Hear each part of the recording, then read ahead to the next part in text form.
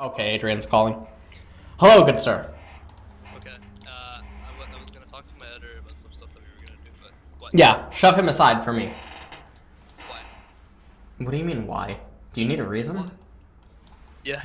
What? Yeah. What are we doing? Like, what's happening? Adrian, I need to ask you a few questions. First, did you see the Reddit thread? The one with the whole fucking LCK or whatever. Yeah, the casters are biased. Yeah. Alright, what did you think of that? A lot of them are just talking out of their ass. Alright. But they say that about me. So how does that work? How does that work, Adrian? You just ignore them. There you Adrian, go. What? that's not how it works. That's exactly Reddit, how it works. Reddit is a little bit of a democracy, okay? There's an upvote system. So what you're implying here is that I'm one upvote and you're another, but then there's 400 or 500 saying that we're wrong. So by that logic, Reddit is correct. Listen, I'm going to share a screen with you right now. Now, you don't know what scenario I'm about to show you, okay? So I want you to review it on your own, all right? And then I want you to tell me, just simply, if MVP are overextending. Okay. All right, I'm sharing a screen with you. So you tell me what you think, and then I'll give you my counter, and then you try to counter my counter, I guess. Okay, wait. I don't see anything in the Skype screen. You mean the stream? Just the stream? No, I'm sharing a screen. Oh, I didn't hit start. All right, I hit start. Now, I know that you and Reddit are very close in rank, Silver and Challenger, but... All right, so let's just watch this. No comment. All right, just take a second to like look at the minimap. Right, so you can see all the lanes, you can see the towers, you can see the gold values, take a look at the items and stuff. Just make sure that you have all the information that you need. So my comment was that after MVP get the tower, which they should be able to get, they are being greedy and they're overextending. But then it changes where it becomes acceptable, but then they overextend again. So that was my whole... So you're saying that they can't get the tower, but they should just back up right after? That's what you're saying. So I'm saying that they should always... Because this part here is dangerous? I'm saying that they should 100% be able to get the tower. They should not be able to push on further, assuming that KT reacts accordingly to when the siege starts. So like right here, the siege starts, it commences. Assuming KT doesn't fuck up, they should only just be able to get the tower. Yeah, but they get poked down by the Jace EQ. They poked after like... They poked after halved. And then they just get engaged. They kill Smeb. Okay. So this is fine. So they capitalize on the opportunity of Smeb. Well, I'll explain after, but just keep watching.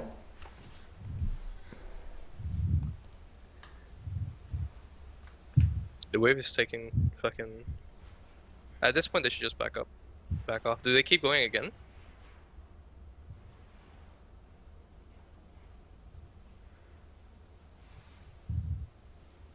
They still end up getting inhib and everything.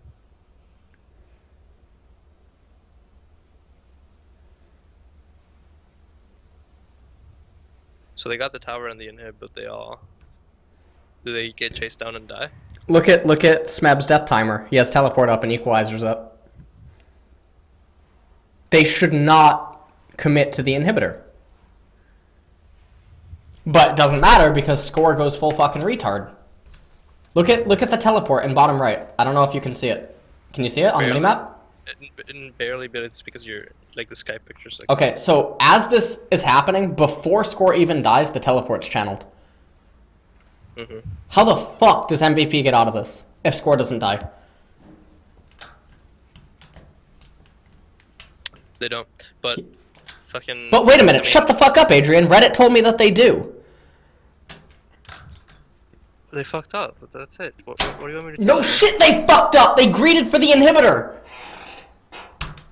Okay, there you go. That's your answer. Reddit said they didn't grade for the inhibitor. A silver editor from fucking Team Liquid told me that they didn't greed.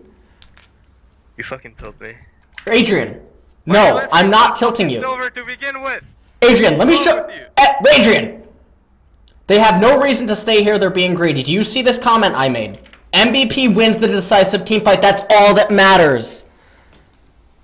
Don't you get that?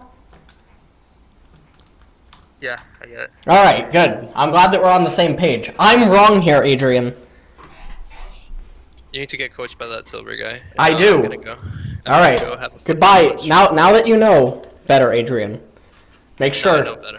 Make sure to upvote that. Bye. All right. Let's just jump right into things. So I feel like one of the most obvious ones was I'm gonna actually have I'm gonna have paint. So I'm gonna leave Rift Kit open. We're gonna leave Rift Kit open. So I'm gonna take the comment and I'm gonna blur out the person's name. All right. So here's the text.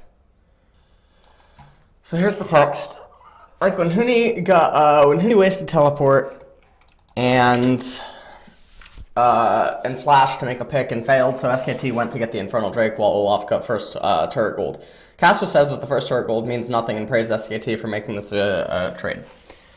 This is very easy to explain. The most impressive is when Longzhu got mid turret, and the caster mentioned how this means that SK Telecom doesn't have to defend it anymore and are free to move around the map and force skirmish, which is ever favorable to them, which is not true. All right, well, it is true. We're gonna show you why. All right, here it is. All right, so let's see exactly what I said. So even though the cat-on-cat action did not end up producing anything, they're gonna be able to pick up the Infernal Drake because Huni's here, and that's why they brought him down.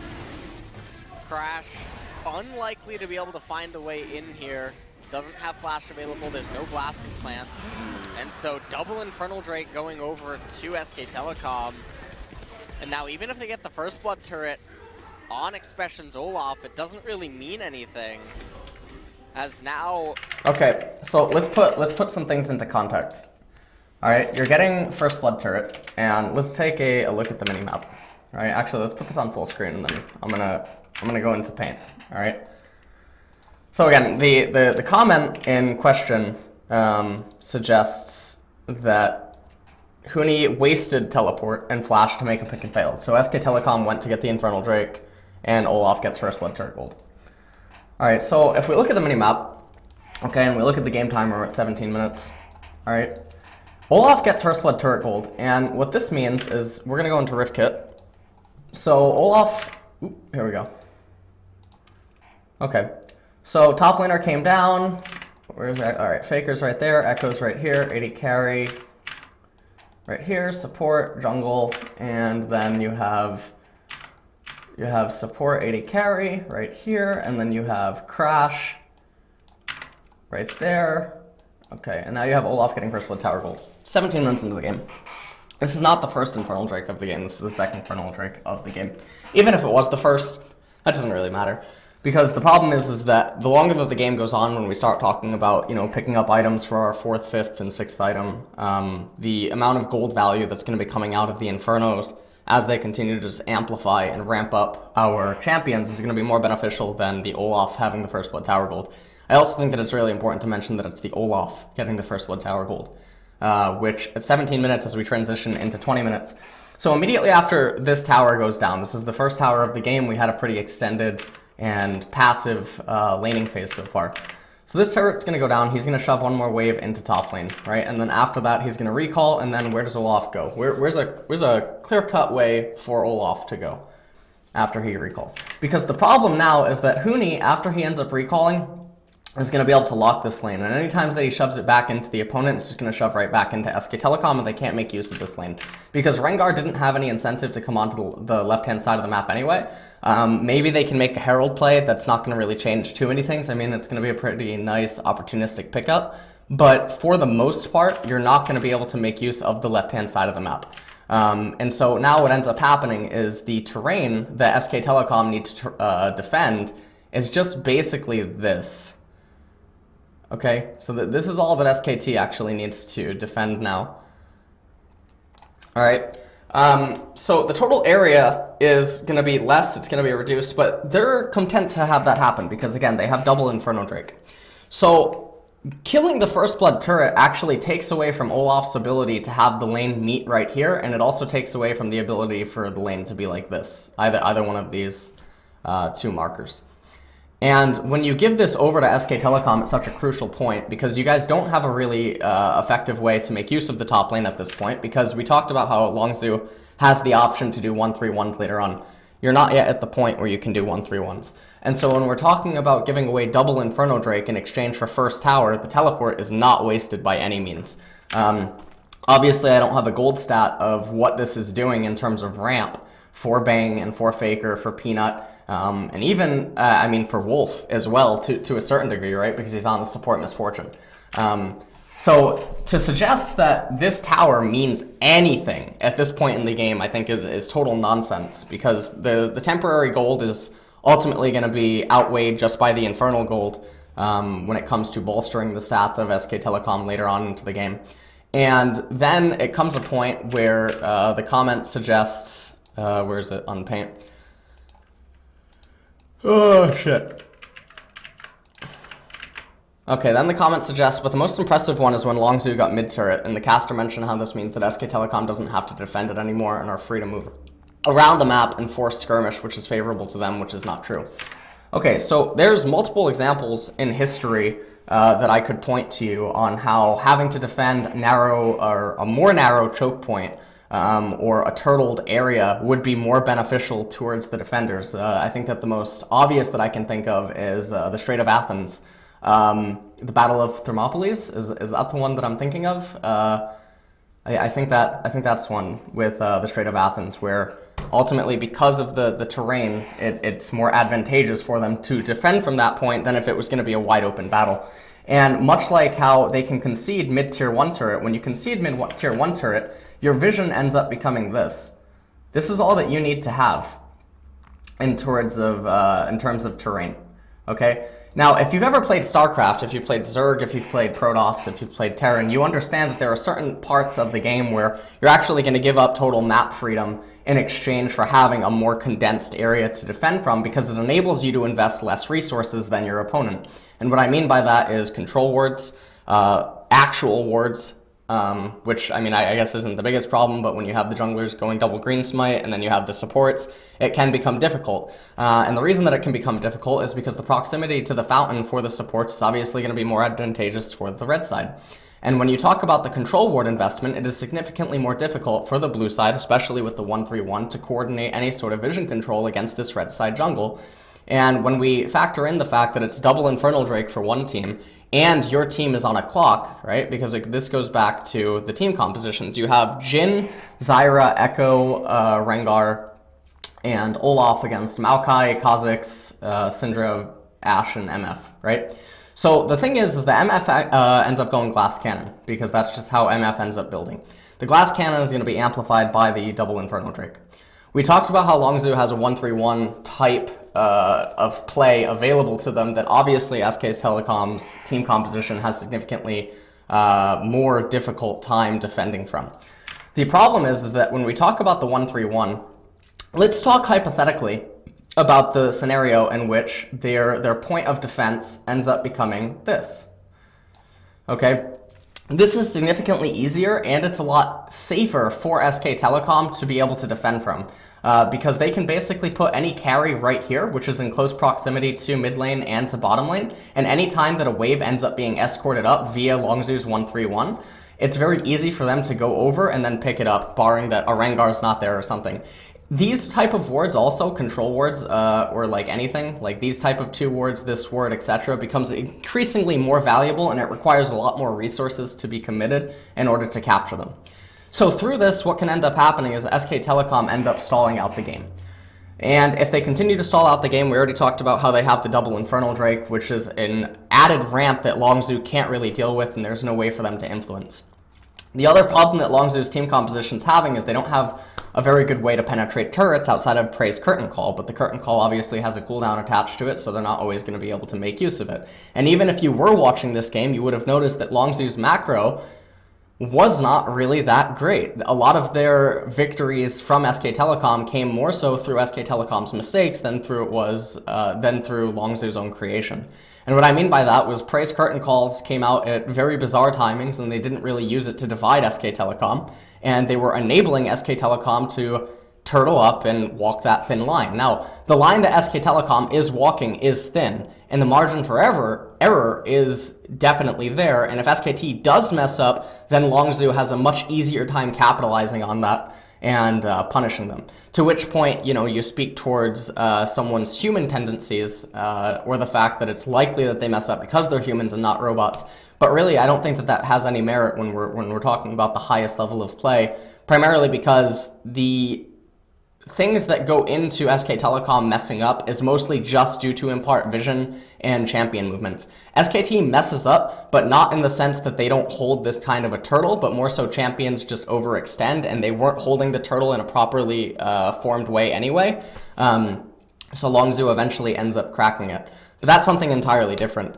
So again, going back to the original point, Olaf gets First Blood Tower Gold. It doesn't do anything on Olaf because Olaf as a champion basically has diminishing returns in a sense, where once he begins to hit the third item, he just begins to fall off a lot harder than other champions inside of the game. And when you factor in that he's just going to be running at someone, in addition to the fact that Rengar is just going to be running at someone, and you're relying on the curtain call basically providing cover for these people, and the parallel convergence on Echo to go in and try to assassinate people, it's going to be really difficult if SK Telecom are holding a Phalanx, and then if Huni just actually ends up as a peel, because again, SKT is completely content to just keep scaling with the double Infernal Drake, and Longzhu doesn't have any option available to them. Now, if we talk about in the later stages of the game, okay, where they're turtling this, and whatnot, eventually we're going to be at a point where, again, SK Telecom is just defending this. Okay, this is a very standard thing for red side Varus. Now, obviously, in this case, it's not Varus, it's Ashe as the AD carry, but that doesn't really matter. Because this tower is not up, the point of defense is easier. And the reason that the point of defense is easier is because if we then go like this, okay, so this is positional. All right, now let's say the bottom tier 2 is down. This still makes it so that you have to defend this, right? Like you're committing resources into defending a location that makes you susceptible from this side of the map. The other thing that you could argue is that you're technically giving up gold by doing this, because the other alternative is the second line, which is this. And with this line, the second line, you do end up conceding your wolves, and you do end up conceding your gromp, if you want to factor that in a mathematical sense. But for the most part, the first line does make you a lot more susceptible, and the gold that you're being forced to give up when you factor in the 1 minute and 40-second respawn timer on the wolves and the gromp, and you factor in the fact that they're not going to be reliably taking it every single time that they're up, it's more than worth it when you factor in that the condensed area is going to be more beneficial towards your team, and it's going to directly work against Longzhu's. Because if we also then look at it from a sense that Longzhu, 17 minutes in, Echo, Crash, and Expression, or Fly, Crash, and Expression are not yet at a point where they can orchestrate a 1-3-1. In addition to that, Prey needs to scale up more. And when SK Telecom is going to have the ramp from the double Inferno Drake, when they're at 2.5 items, they're going to be hitting like a truck because of that added ramp. And it really skews the damage foresight that some pros are going to be used to, and it's going to make obviously Peanut deal more, and again, I even mentioned how it's going to make Wolf deal a lot more, and I think that that's pretty unique to a double Inferno situation. Not as much as if like obviously Zyra or Malzahar are there, because they also build completely class cannon on support, but I do think that it changes the dynamic if it was a different kind of support, like Karma building full utility, or if it's like Tahm Kench, or if it's Thresh or anything. I do think that it's really important to entertain those type of things. So some of the critique was that I didn't give enough credit to Longzhu executing the 1-3-1, but honestly they just weren't doing it. And again, going back to the original point, was that Longzhu, on a macro sense, were performing worse than SK Telecom, but then SKT ended up making multiple slip-ups. And Longzhu, obviously, their composition is much more clean at capitalizing on that type of stuff. So okay, so that was one of the first comments. So I hope that explains the condensed terrain and why it can be beneficial to actually concede turrets. I can list multiple other examples on why conceding turrets would be beneficial and why it's something that's really misunderstood inside of League of Legends. One of the most obvious examples that I used to be able to point out was actually team compositions that had Gangplank and Ezreal. Because if you have Gangplank and Ezreal, and let's say that you're on blue side and you fall behind early, and then suddenly you lock down this area, right? If you're GP and Ezreal, you don't give a shit about the map. If there's no neutral objective that's spawning to entice you to come out onto the map or move into the river, you're completely fine. You're going to continue to ramp up that tier, you're going to continue to ramp up your parlay gold, and you're going to continue to just ramp up your items. And if, Ocean Drake spawns, Cloud Drake spawns, if it's just an isolated Infernal Drake after a Cloud and an Ocean spawn, then you're really not in a tough spot. Baron's not going to be on the map. Even if Baron is on the map, you have a Gangplank ultimate that you can use to dissuade the opposing team. And now they're basically funneled into the middle part of the lane, which they can't do anything at because it's too easy for you to juggle through your bottom and top side of the jungle and continuously funnel gold into the Gangplank and Ezreal, and you put a clock on your opponent. Now, if the map was more wide and you have Gangplank up here, okay, so if you have Gangplank up here and then you're having to control this vision and then also this vision, and then you have to control mid lane, and then it comes in like this, then you need to control this as well to a certain degree. It comes down, you have to control this, and then that becomes your defense terrain. When this happens, Ezreal is obviously much more susceptible to a lot of different plays, okay? He's susceptible to this. You might even have to run away through the bottom half of the map. It becomes a lot easier to coordinate plays against him, especially including your mid laner, and the resource commitments that not just Ezreal, but his jungler and his support have to put into ensuring that he has a safer laning phase is significantly higher. So he doesn't get as much bang for his buck. And so the person that commented in the Reddit thread also that talked about chess, I really don't understand how principles like this fail to be understood by someone if the idea that the person was linking was actually his. But I think that if anyone has played chess, I feel like stuff like this should be easily understood. Because ultimately you're sacrificing certain pieces in terms of better development or board position. That's all that it is at the end of the day, and I think that that's completely fine. And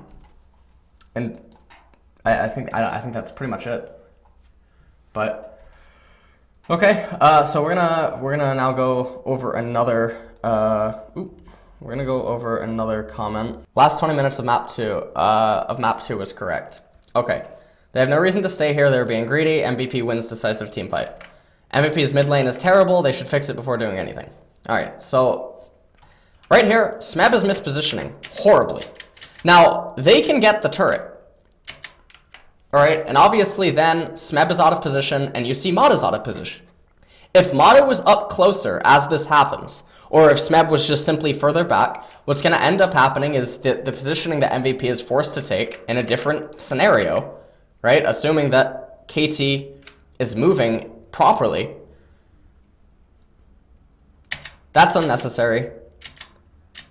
Def doesn't need to get hit. And now Mata. Mata, why? Mata, why are you not here? Why are you not right here? That should never happen. It should absolutely never happen. That's just, that's like a super gross scenario. So this is the comparison that I made on Twitter earlier, that this is like ace-ace versus ace-king. Well, maybe not quite as gross. But if I say to you an 80%, 20% scenario, if I tell you a scenario, this is 80%, 20%, in the same light, you cannot have me, or you cannot claim that I'm wrong because the 20% scenario ends up occurring. That type of logic doesn't really make any sense. So Smeb should never be this far positioned. He should never get deleted. So they kill Smeb, and now they're pushing into the base. Smeb has his death timer up. They're losing the minion wave. Curtain Call's about to come up from Deft, and then Ed almost goes in.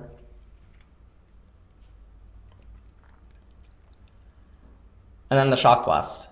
And right here, they escort the minion wave. They know that Baron is almost over. And then they get the turret. They land another Shock Blast onto score. And now they move on to the inhibitor. And Deft casts Curtain Call.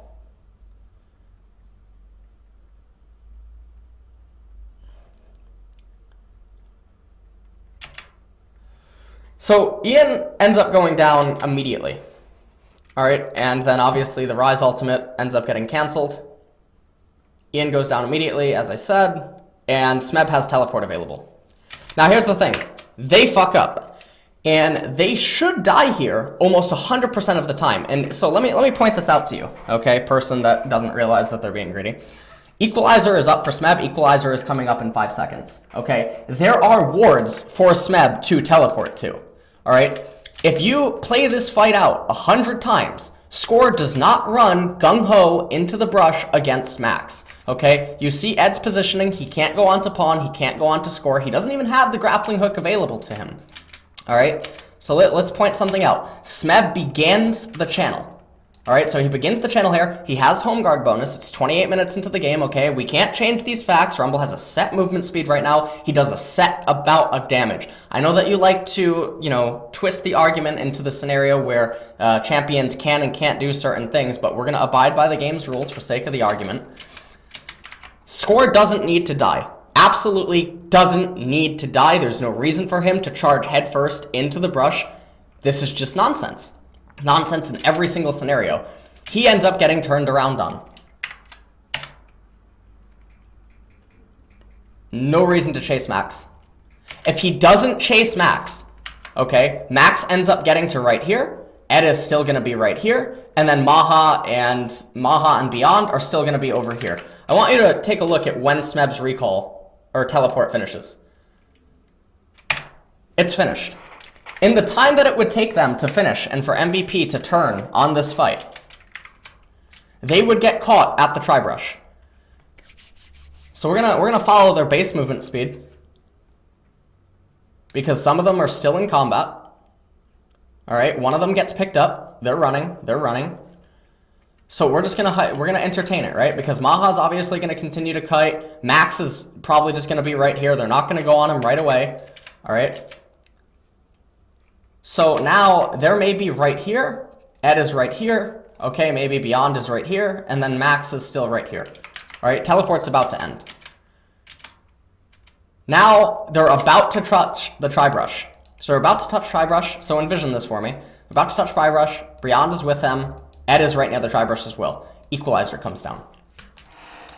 Equalizer comes down and Smeb gets the flank. MVP potentially just throws the game. So MVP capitalizes, but that's not the point. I don't care that they capitalize on the fact that KT fuck up, go too far forward, and get punished because they're too greedy to wait for Smeb. I don't give a shit about that. All right, I'm not going to praise Ace King beating Ace Ace as some miracle play that, they came up with. Congratulations, MVP flopped the straight.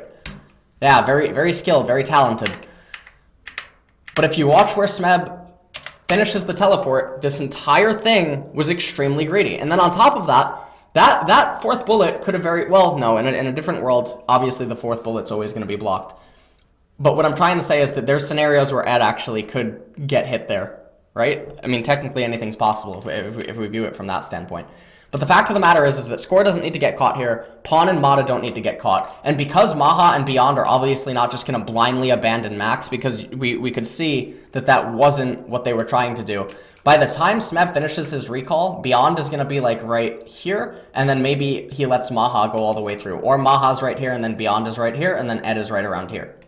Okay? Ed is going to have his grappling hook. That doesn't really matter, because once the equalizer comes down, in some sense, either it's going to be like that or it's going to be like that. It doesn't really matter. Smeb gets the flank. They're escorting a minion wave. They can then just ride out the minion wave relative to the death timers. They can ride it all the way up to this turret. They can get the Cloud Drake. They can run to mid lane, fix mid lane, and then they have a gigantic source of gold up in top lane that MVP can't make use of. And the problem that MVP are having right now is their Baron is gone.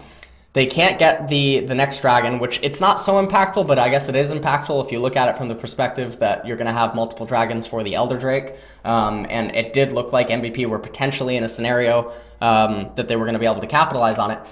The fact of the matter is that MVP was really greedy, it paid off, and KT fucked up. This was not MVP making good decisions, and we can't pretend or lie to ourselves that this was MVP making good decisions. This was them capitalizing on KT making a really poor decision.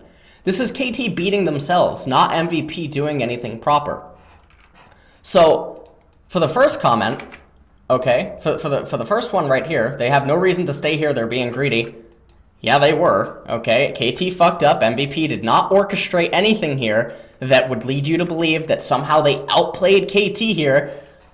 This was just Score being a fucking idiot. Ultimately, that's what it is at the end of the day. I mean, all of KT are being absolutely foolish with the decision not to wait for Smeb, because there's absolutely no way for MVP at this point in time to escape from KT, not with the flank teleport coming in from KT. You can run it through any scenario, sandbox type thing, whatever. They're never going to get away.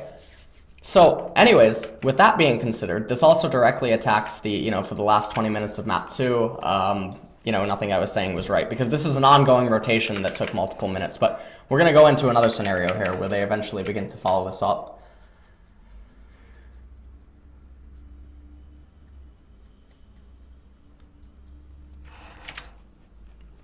So here, Ed actually comes in, and MVP makes yet another mistake. All right, so you see the teleport that Ed is channeling in the background. This is MVP making yet another mistake, because they could have locked up both turrets. I actually didn't see it that he was teleporting.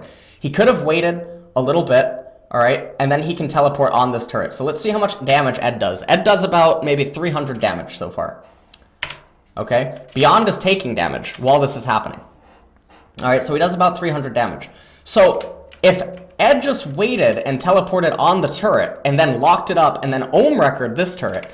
So here's the macro play that I talked about, that there was also a lot of problems on Reddit discussing it. So another comment right here. Yeah, and what about all these, if they had committed to die, they could suicide? Is LS trying to send us a message? But what he's referencing right now is the fact that I said that SK Telecom could have sacrificed themselves in order to get this turret. So I'm going to explain why right now. So obviously they have turrets. Beyond should never have to tank as much as he did. And what I want us to do right here is I want everyone to take a look at the minimap.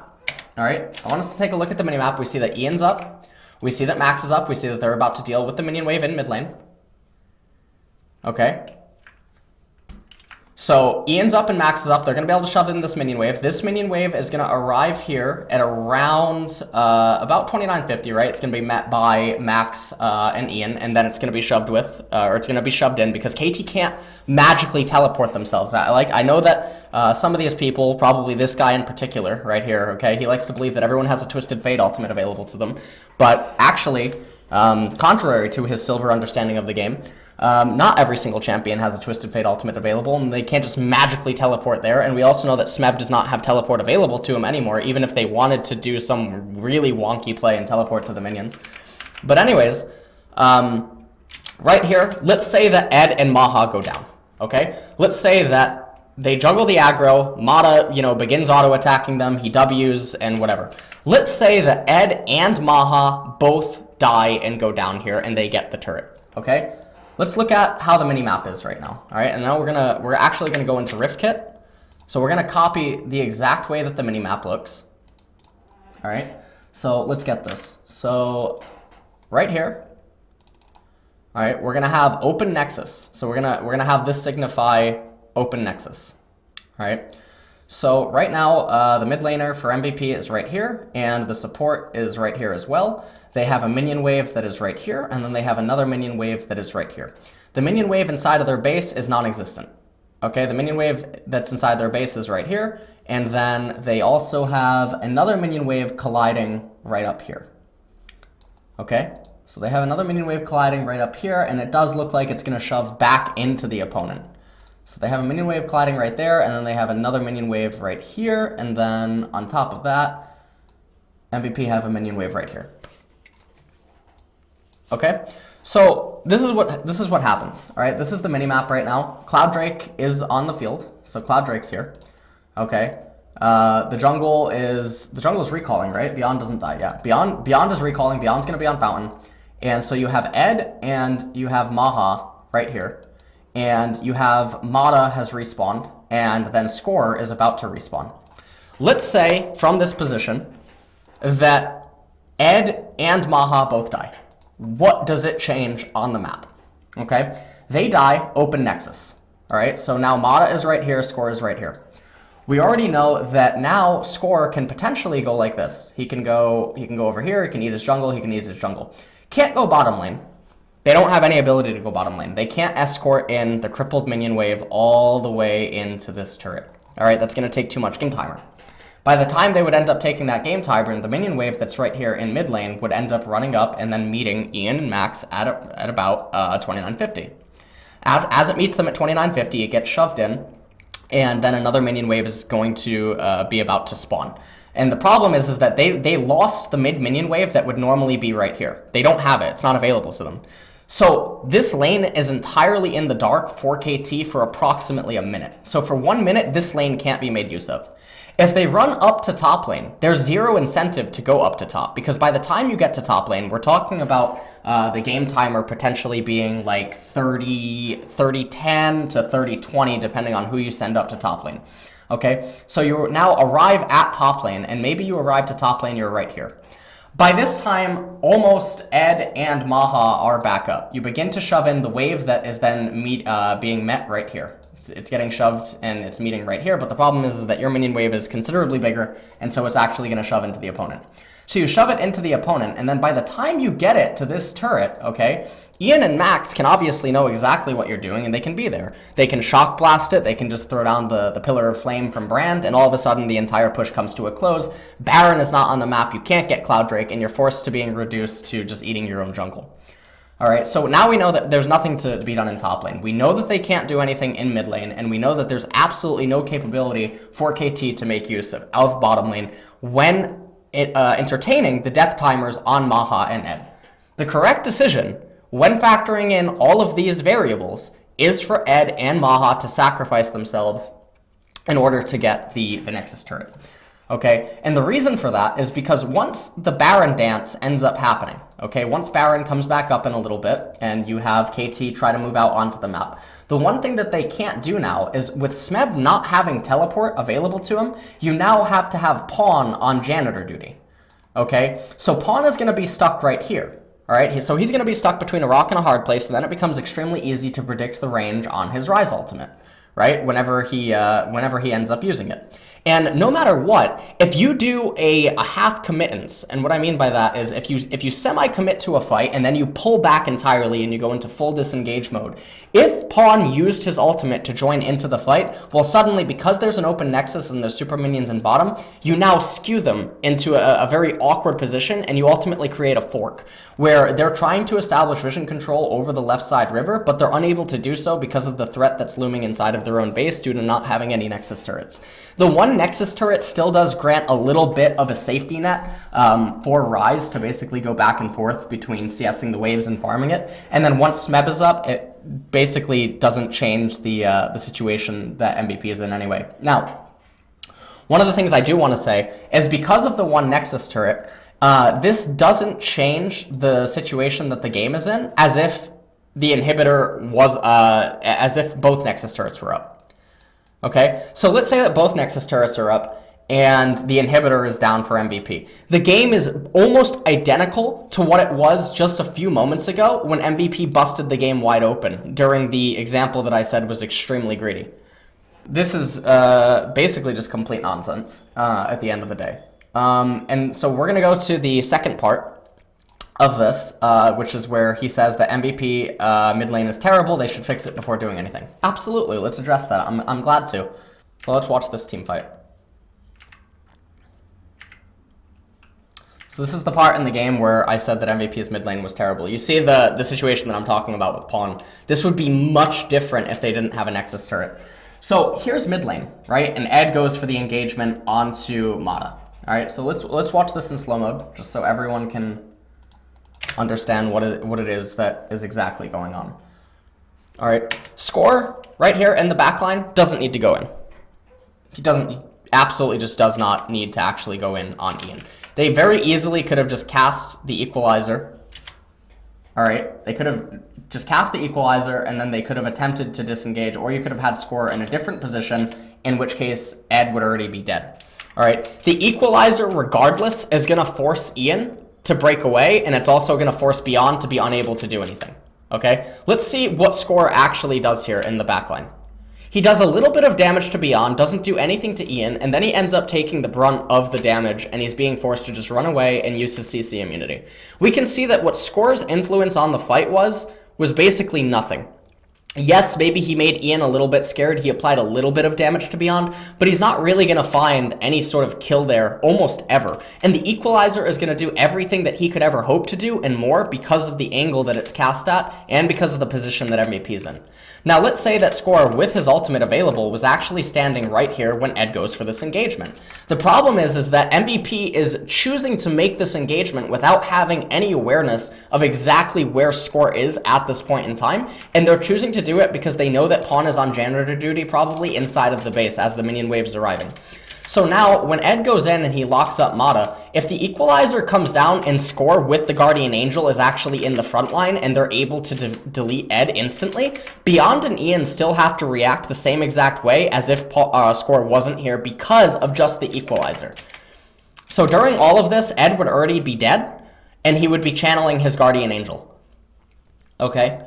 So Ed would be completely dead, Smeb would still go down, and Mata would go down, but they wouldn't go down as fast as they just did.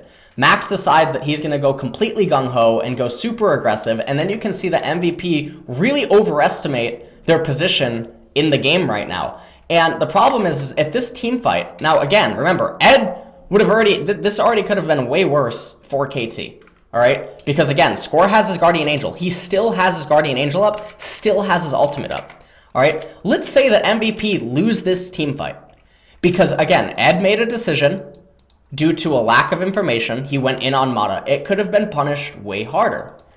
If it was punished way harder and then MVP end up losing the fight from this angle, they're forced back through this side or they're forced back up through mid lane.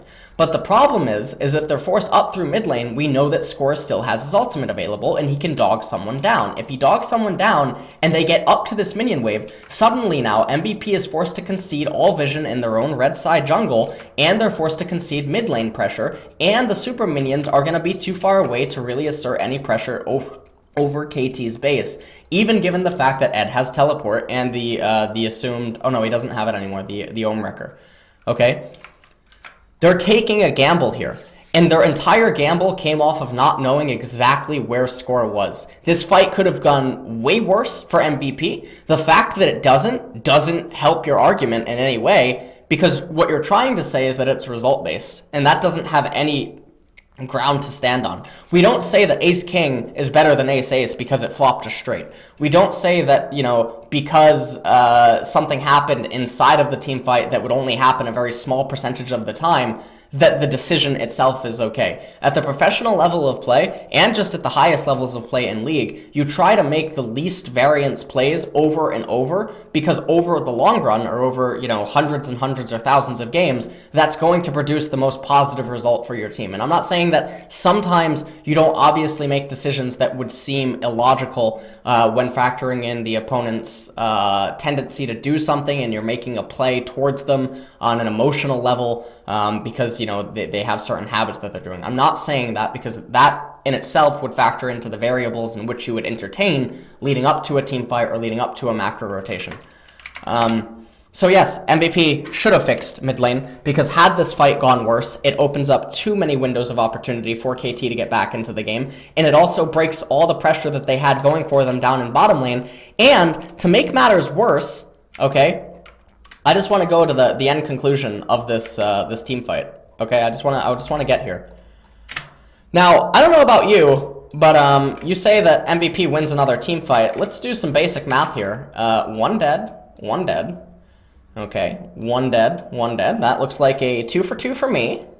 For the team that is quote unquote behind, All right, behind with quotation marks, and I think if anyone plays MOBAs for quite a while, which I know that you have, but you're still probably silver, so let me break it down for you. If you're behind and you're trading, that's normally a win for you, but there's a cherry on top. Ed lost his guardian angel. Oh, that's a pretty big item to be losing. Right, you know, when right when Baron is awake and Elder Dragon is going to be the next spawn, that's a pretty big item. So in reality, it's a 2 for 2 plus GA for the team that is quote-unquote behind. There you go. Doesn't really quite seem like a win for me, but I'm not totally sold on that being a win. Let's also factor in that there's a wave up in top lane that MVP can't make use of, and KT is going to be able to funnel gold into because they can't make use of that lane for the foreseeable future.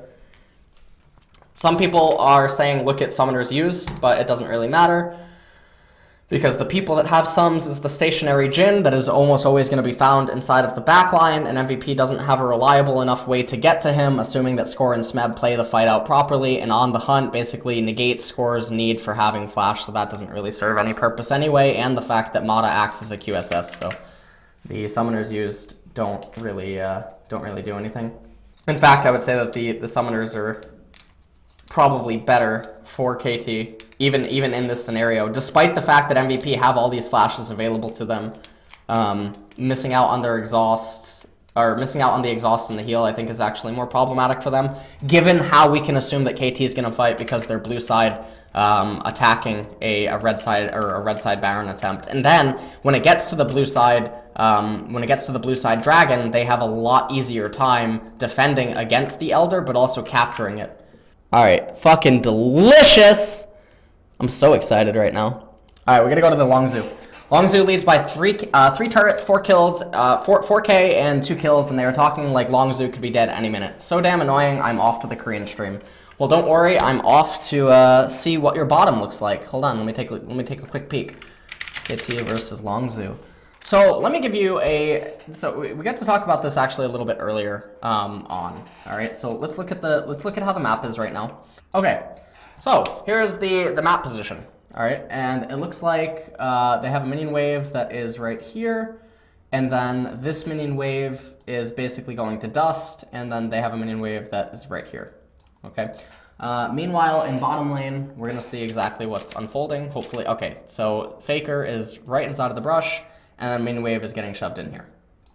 So the part that he's talking about right now is that I'm saying that Longzhu is really far behind, and they are. So let's look at the gold lead, for instance. First off, the gold on Olaf, right? The gold on Olaf, and then on top of that, the gold on Echo, as we begin to approach his 3rd and 4th item, is going to be significantly less valuable than it is going to be on the likes of Syndra, on the likes of Maokai, and then on top of that, to factor this into things, we have double Inferno Drake. Now, I sort of want to get a number crunch on what it is exactly that's going on, so let me just actually get some of these stats. So Faker is level 15. He has Luden's Echo, and then he has Morellonomicon, and then he has Doran's Ring. Okay. Let's say that he's running Natural Talent, 8 AD and 13 AP. All right, so Faker would have what? He would have 228. Or he's getting a Blasting Wand in terms of AP. Faker's getting a Blasting Wand in terms of AP. We can take a look at what Kha'Zix is going to have right now. So Peanut has 85 base AD. So Kha'Zix at level 12 has 85 AD, and then he has the Warrior plus Phage plus Warhammer. And then he also has Natural Talent. I'm going to assume that he has 5 points in Natural Talent as well. So basically what I'm getting at is that the ramp from the Infernal Drakes is closing the gold gap. And that's something that's not really visible. When we also factor in that the gold value, or the gold efficiency coming out of the Olaf is going to be significantly reduced just because of how he is as a champion, okay? And then you factor in the Echo is also not going to be having too much gold value efficiency as he begins to move into his 3rd and 4th items. Despite the fact that he is AP, that doesn't really mean too much, okay? The other problem is that we have a unique condition which is present, which is the support MF. Now, it's not super unique as it would be with like There's a few other support champions that you could argue would obviously get a lot of benefit from Infernal Drake, Zyra being one of them, and I think Malzahar being the other. But when you talk about full raw utility support champs like either Tahm Kench or like Taric, Thresh, etc., right? They're not really getting that much of a ramp from the double Inferno as much as these champions, right? And that tends to be because of how they elect to itemize. Now, in this case, it's actually a little bit interesting, right? Because Gorilla actually went Quicksilver Sash instead of just immediately going into AP. But we can see that Wolf is actually itemizing into offensive stats. So at this point in the game, the gold value is actually a lot closer than it appears, and it's not really a 3k gold lead when you factor in how much bonus stats everyone's getting from the Infernal Drakes. So now, when we're entertaining that as a position, this goes back to the thing that I talked about earlier, that it's very obvious that with basically no dragon that either team would really want to take, Cloud Drake isn't something that's somehow going to turn the tides for Longzhu's team comp, and then also SK Telecom doesn't really have any incentive to take the dragon fight. Okay, what's going to end up happening here is it's going to be a never-ending shove into top lane. They can't make use of it. Okay, we're not yet at a game timer where Prey's curtain call threatens too much just by itself. So what's going to happen is that even if Prey is in mid lane and you have Rengar looming on the side, even if he casts the curtain call, it's still able to be deflected by the wave clear that SK Telecom can do with the volley of arrows and then just with Syndra if they ever have Faker there. But they're trying to get some side lane farm onto Faker, and they're trying to continuously scale him up. So the problem that Longzhu are having right now is they're a little bit fortunate that Faker's actually all the way down here, but obviously he wants to just get back into the vicinity of his own defensive area as quickly as possible. But how does Longzhu, from this position of the map, really penetrate SK Telecom? I don't know, if we're just looking at the minimap and the freeze frame in the game, how do you want Longzhu, how do you want them to get into SKT? Without being unreasonable. They don't have a very clear-cut way of getting on to SK Telecom. They can just... So someone in chat is saying, get a pick with Rengar and Echo. Would you not agree that it should not be possible for them to get a pick with Rengar and Echo if we concede the fact that SK Telecom know that they're under no obligation to move out onto the map? SKT doesn't care about the Cloud Drake. They can let them have it. From this freeze frame, right? Crash can come over here all he wants. Echo can come down to bottom, shove the wave in, and then Crash and Gorilla can get the dragon, and then Echo shoves in bottom lane. Okay, you get the turret, right? The turret's still up. Yep, you get the turret. All right, so you get the turret now, and now you're funneling 3 waves into SK Telecom, and they're just continuing to turtle. So by the time you end up killing the dragon, the next dragon's going to spawn at around, let's say like 30-20, right? Because you're going to want to establish vision control and make sure that it's going to be completely safe. So you're going to go down there and you're going to get the dragon at 30-20. All right. The next dragon that spawns, there's a chance that it's Ocean. All right. There's another chance that it is Infernal. And then obviously there's a chance that it's a Cloud Drake. So there's no guarantee that you're going to get any... Well, I mean, it could also be Mountain Drake, right? But there's no guarantee of what the next dragon is actually going to be. So you're going to get the dragon, and then immediately after you get the dragon, your bottom lane is going to look like this. Your bottom lane is going to be locked right here for SK Telecom. You can't make use of it. Okay, so now they have a lane that is getting shoved into them, and it's probably being shoved into them right here. They have a top wave that is locked right here by Maokai. And the question that you have to ask yourself is, how do we, as Longzhu, find an opening against SK Telecom? And you can't reasonably assume that they're going to be able to do it. And this is one of my biggest gripes with team compositions that are designed to outplay the opponent if they have the luxury of turtle. If they don't have the luxury of turtle, if we're having a knife fight up in top lane, and there's a very real possibility that our top laner and our jungler can consistently and reliably dive the enemy tank top, or if for some reason we have a tank crusher, or we have a split pusher that can endlessly resist against the sustain of a Maokai or maybe some other tank top laners, then I think it's a little bit more reasonable. The problem is right now is Longzhu is looking dead-faced in front of a bomb. SK Telecom are basically a bomb that are going to go off, and they need to figure out some way to defuse the bomb. The problem is if we acknowledge that SK Telecom should reasonably be able to acknowledge the fact that their defense points can just be this, and I talked about this earlier on inside of the initial discussion on stream, okay? If they acknowledge that this can just be the defense points with these type of control wards, there is absolutely no way that at this point in time, with the gold value that Longzhu has, and the fact that they don't have Mountain Drakes, they don't have Infernal Drakes, that they're going to be able to find a way to penetrate into SKT. There's no way that they can capture anything. And so yes, even though Longzhu is ahead 3k gold, they're not. They're not ahead 3k gold. It's really important to factor in scaling, and it's important to factor in base scaling and what team compositions are intended to do. There is very real situations where a team with, you know, say 13,000 gold is going to be more effective than a team with 18,000 gold or something. Let's fast forward. Let's say that bottom lane has Olaf. Okay, let's say that it has Olaf versus Maokai down in bottom. Let's say that Faker and friends are inside the red side jungle.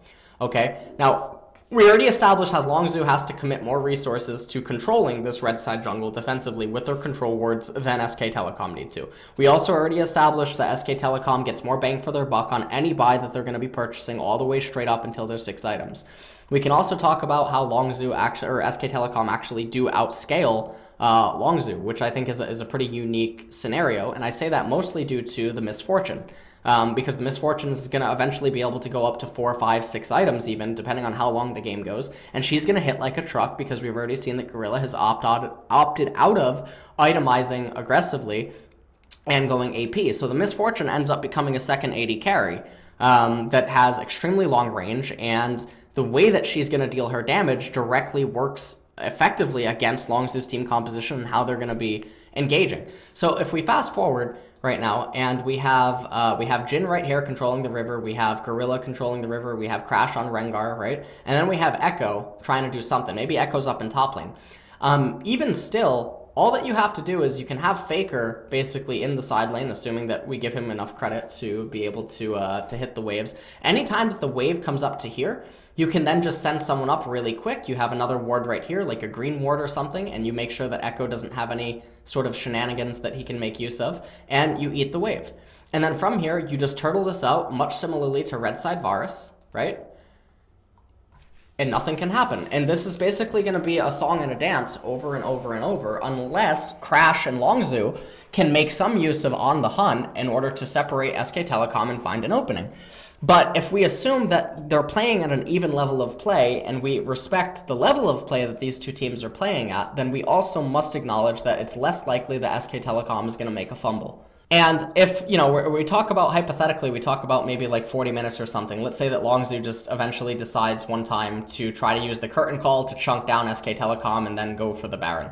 The problem is that at this point, the Misfortune ultimate in itself is just dealing too much, and this sort of a funnel point for them to come in from is too difficult. They're not going to have any sort of vision control inside of SK Telecom's red side jungle. So what they're reduced to is either having a minion wave here in mid lane, or they're going to have a ward. And then from here, they can teleport in the Olaf and have him try to run in. But then as long as SK Telecom can funnel into this narrow choke point, it's too easy of a defense for them. And because they're funneling into this narrow choke point, any minion wave up here is unable to be used. And then if Longzhu eventually turns their attention down over to mid lane, it doesn't really matter. Because even if they get this tier 2 turret, it still does not change the same song and a dance that will always just be this rotation. I just want you to follow this with me, okay? I'm gonna put down a green thing, and I just want you to follow this. It's always gonna be the same song and a dance, okay? Basically like an orbit.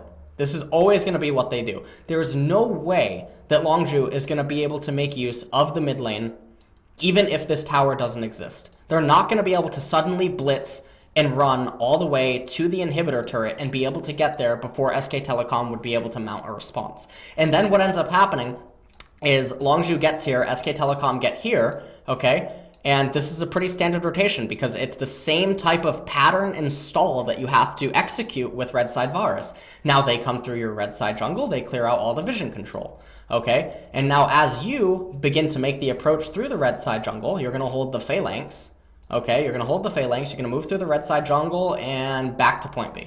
Except this time, or back to point A, right? This time around, Olaf no longer has teleport, and now they're on timer again. Now, I understand that some people are looking at this from the perspective that I'm basically saying that Longzhu can't do anything in order to win the game. And I think that assuming the absolute highest levels of play, yes, Longzhu, the chance for Longzhu to win the game is basically like the chance for King to be Ace or something. It's something absolutely gross. And that is because of how they chose to play the game leading up to this point.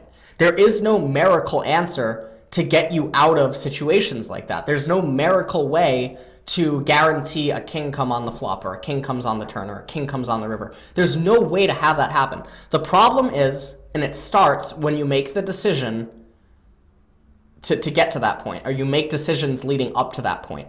So then, if you want to improve and you want to get better, you need to bring it all the way back, and you need to solve it from the very start of how did this begin. And if you want to get to that point, it goes back to the things that we talked about earlier, like trading First Blood Turret for the second Infernal Dragon, like just giving up the first Infernal Dragon in the first place. It's stuff like that that led to Longzhu getting here. This wasn't just something that magically happened. You don't magically gain 50 kilograms overnight. All right, I know that some people like to believe that maybe that's a possibility, but no. It's a series of, over the course of weeks or months or something, eating unhealthy, consuming more calories than you can actually burn off, and suddenly over time, all of a sudden, you're fucking 300 or you're 200 kilos, and your doctor's telling you that you're gonna die of a heart attack soon, and you're like, well, shit, just last week, I was a size 2, and he's looking at you like, no.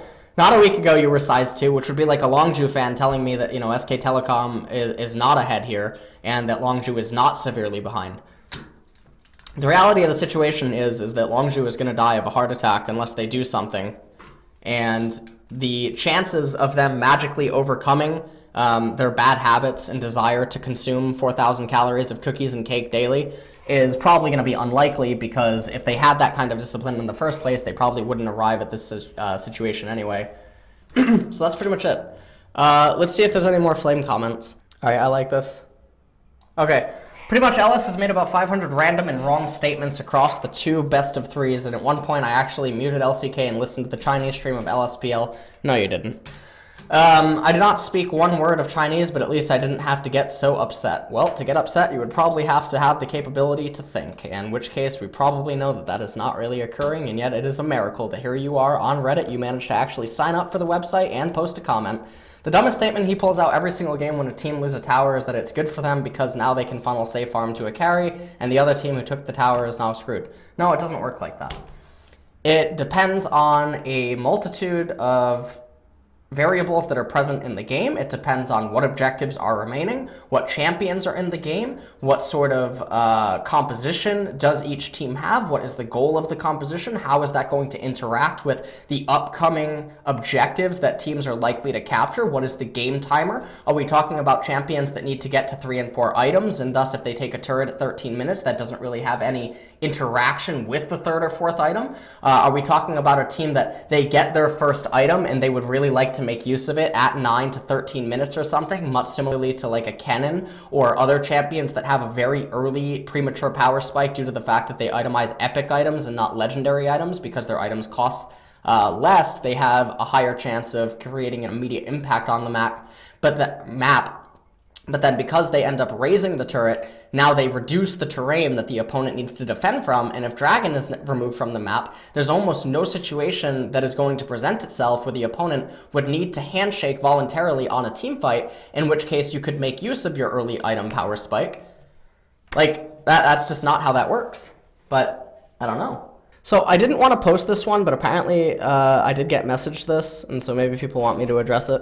So the problem I have with this one, okay, is it says, I think Ellis is a great analyst, but when it comes to actual in-game real-time decision-making, he has a lot of issues. Started noticing this in the draft and before games. I don't know what draft we're talking about because there was a few Reddit threads talking about how, I predict a lot of the pick ban, but sometimes the pick bans do become difficult to predict, especially in recent weeks where there has been some innovative attempts from the red side to leave open the likes of Camille and Rengar.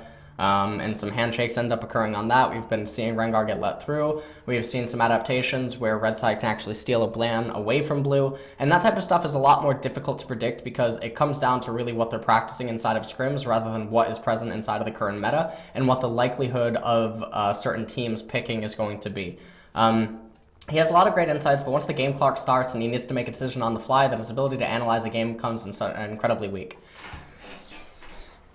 I guess the person in question here doesn't realize that the entire thread is created on the assumption that the things that I'm saying in real time are inaccurate, and this entire, breakdown of these comments is actually in part due to the ability that I'm making accurate comments, but apparently I'm not, or they're not being understood by the masses, and it ends up developing us and leading to this problem. The issue that I have is that some of these macro concepts I feel are very, very difficult to actually explain in a very short time frame, in a way that you could actually cast it or cast the explanation of it. And sometimes while I can go in depth, I feel like a majority of the time it's too difficult. But when you cast, over the course of a season, and these type of macro things keep occurring, I would feel that when you keep bringing up the patterns that lead to their creation, that people would begin to recognize what it is that I'm talking about, and then it would begin to make more sense. At least that's my point of view. But I do agree that there should be like a middle ground where I should find a way to be a little bit more accurate and I guess concise with what I'm saying in terms of my ability to educate people on what it is that I'm talking about. So the comment right here was, I think Longzhu also got top tier 1 turret, and at some point the casters tried to convince us that it was a good thing for SKT. Yes, because it was. And I already addressed that earlier. They traded top tier 1 turret on Olaf, who is a champion where gold is going to be less efficient than on other champions that they had on their team comp, and in doing so, they gave up the second Infernal Drake of the game, and they created a defensive, they created basically a defensive angle that SK Telecom could now take. Here, let's try to do this. Why can I not? Why can't I? All right, it's not letting me. Let me reload RiftKit. So now, remember, SK Telecom can now just defend this. Oh. Well, obviously they're going to have to defend bottom, right? But they should end up conceding this turret. This is good for SKT. So this one makes me a little bit bitter in a lot of ways, because I feel like I get what the person's saying and I can understand where they're coming from, but it still does frustrate me nonetheless. Person says, that's because LS is a douchebag, decent analyst, sure, but a shit tier caster, a spirit, a complex and all-around crap personality will be why he can never reach the level of fandom many other casters and personalities have. First off, this thread could have been worded a entirely different way. I don't think that it's any secret at this point that I choose to live in a glass house when it comes to esports. I stream a ton of hours each month. I am extremely open on Twitter. DMs are open. My Facebook is open. My Facebook is public. You can click on my Skype and see 3,000 contacts. I would implore you to present to me another, caster or personality in the scene that is that open and at the same time willing to give away free advice and interact with anyone, doesn't matter who you are, as long as you present the question in a pretty reasonable manner and you're not being lazy and choosing not to Google or try to find the answer yourself.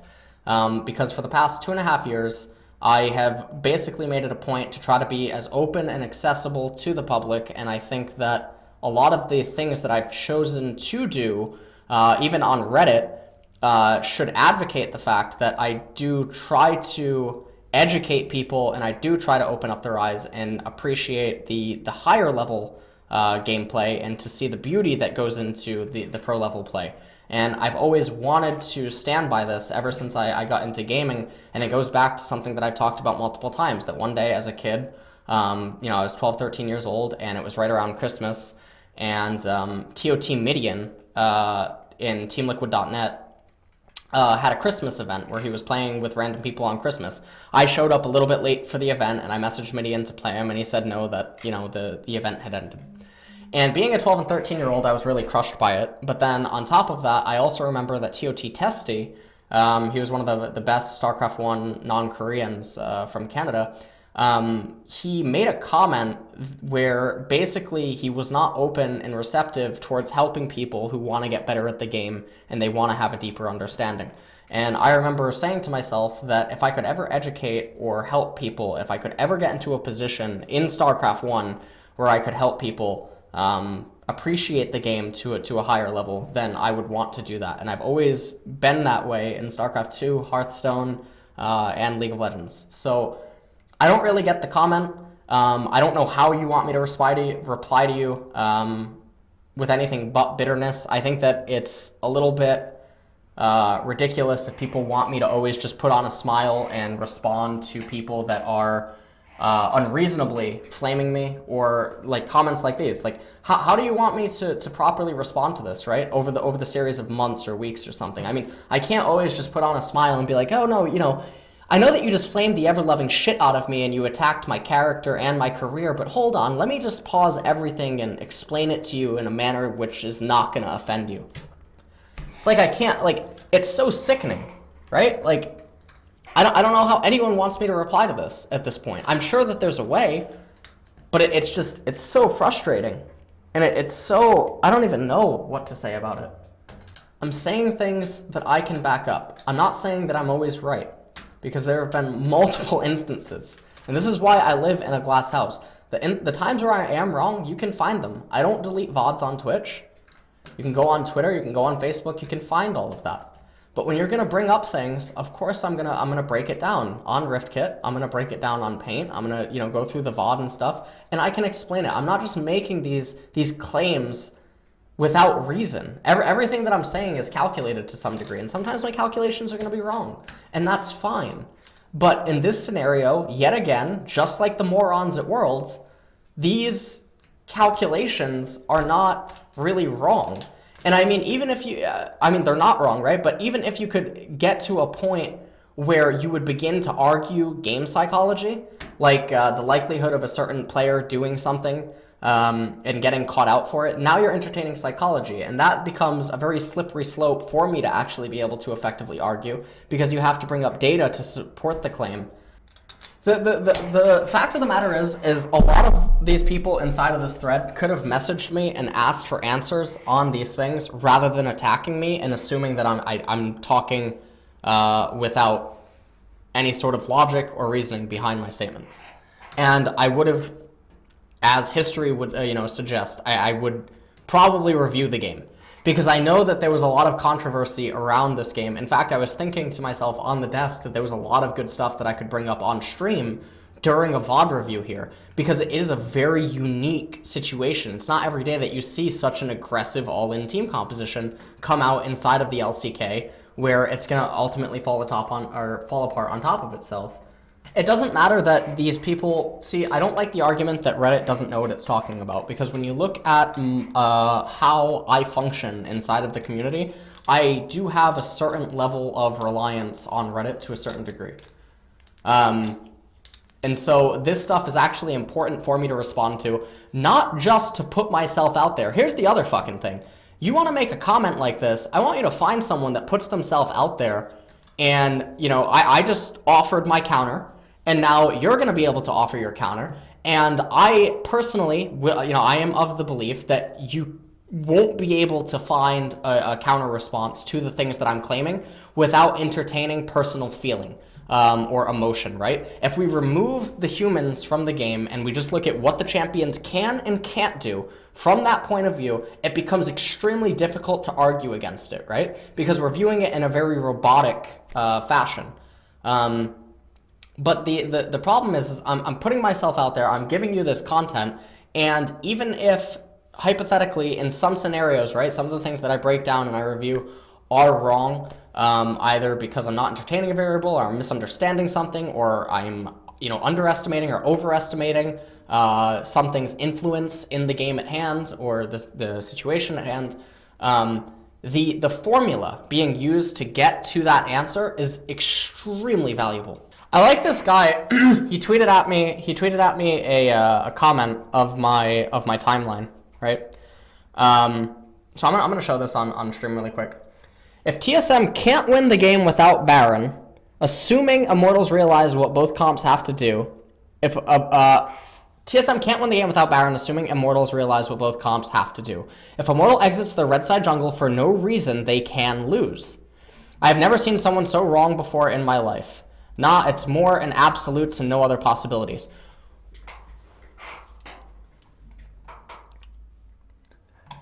What does the word assuming mean? What does that word mean? I need you to define that word for me. That means that if they do exactly what is correct, then Immortals can't win. Sometimes we can actually get into this scenario. Sometimes, no matter how good of a supercomputer you have, you're getting checkmated in 4 moves. Because all the moves that you made leading up to that were too fucking bad that the supercomputer can't magically change the rules and laws of the game, okay? Now, if they don't do that, they don't recognize that they have checkmate in 4, you can still win. That's what assuming means. Now, no reason, if Immortals exits the red side jungle for no reason, they can. What does can mean? Hold on. Give me a second here, because I don't think this is an absolute when I'm saying can and assuming. I don't think that's really an absolute. Let's define can. Let's hear it for you. Hold on. Can. Can, okay. It's a verb. To be able to. To be permitted to. That doesn't really sound like a... I mean, when we structure it in this way, it doesn't really quite seem like an absolute if we're giving outs for both teams. Doesn't make too much sense, but I mean, fucking Hogger Nudes knows best. What the fuck?